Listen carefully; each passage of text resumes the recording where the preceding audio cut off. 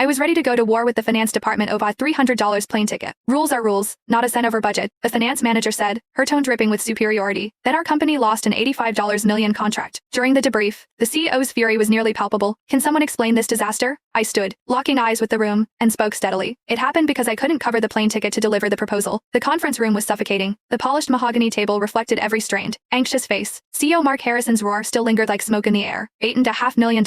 He slammed the file onto the table. The impact rattled everyone. 6 months of work, wasted right at the finish line. Who will explain this? Silence. The executives were frozen, staring at nothing as though turned to stone. I sat at the far end of the table, in a corner almost always ignored. My supervisor, sales director John Miller, glared at me with a mixture of panic and silent pleading. Stick to the plan, his eyes said. Earlier, in the break room, he had cornered me not asking, but commanding. Amber, you take the fall. Say you forgot to send the proposal. Worst case, a reprimand. Lose your bonus. The company won't fire you. Young people make mistakes. It's attitude that matters. I had stared at him, saying nothing. Now his gaze begged me again. My stomach nodded. This was my choice: continue being the scapegoat, or turn the tables. Is no one going to speak? Harrison's voice cut through the silence like ice. John, you lead this project. Explain. John jumped to his feet, sweat beading on his forehead. Sir, responsibility lies with me. I failed to oversee properly. Then, with careful precision, he pointed at me. Suddenly, all eyes turned to me, a storm of scrutiny, contempt, and cold amusement. I was the eye of it. Amber, explain what happened, John said, his fake sympathy dripping. I rose, straightened my back, and adjusted my glasses, hiding my emotions behind the lenses. Mr. Harrison, I said calmly, it happened because I couldn't afford the plane ticket. Silence followed, gasps, murmurs. John's face turned red, then purple. He hadn't expected the quiet, obedient Amber Lynn to speak up. Susan Hayes, the finance manager, went from shock to crimson fury. What nonsense. Amber Lynn, don't blame the finance department. Company policy is company policy. The ticket exceeded the budget. What did I do wrong? I asked coolly. I pulled my phone from my pocket and walked to the center of the table, displaying photos of expense reports, receipts, and unpaid reimbursements. I detailed every unpaid out-of-pocket expense over $600 fronted, ignored by her department. My gaze cut through her. Why would you expect me to cover another $300 when the company hasn't reimbursed me for months? The room froze. Harrison's eyes shifted from me to Susan and John. He looked at them as if they were already condemned. The meeting ended for everyone but me. John and Susan were held back as Harrison left. I was led to a smaller room by his assistant, addressed formally now as Miss Lynn. Alone, I stared at my reflection in the gray, dreary sky outside the window.